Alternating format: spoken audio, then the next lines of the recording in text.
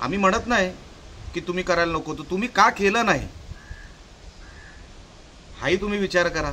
तुमच्या कार्यकर्त्यांना विचारा. ते वाटपात बिझी होते, ते पाठलाग कसा करणार?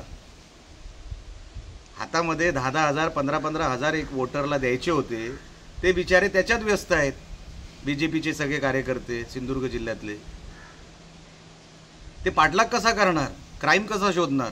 त्यांचं पूर्ण लक्ष झालंय. आता बघा काय झालंय इकडच्या युनिटचं, भारतीय जनता पक्षाच्या रवी चव्हाण साहेबांच्या जवळ जेवढे आहेत त्यांनी बुकिंग करून ठेवली आहे गाडीची, घरांची, सोनं किती घ्यायचं,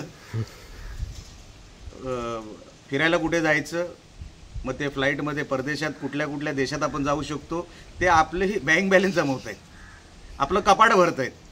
हे पैसे जे काय त्यांना वाटत आहेत ना, त्यांना असं वाटतं की हे पैसे खाली चाललेत, 60% पण खाली गेलेले नाहीत. हे सगळे गडगंज होणार, काही ठराविकच 10-15 जण, आणि मग उद्या ह्यांच्या घरात मर्सिडीज येणार.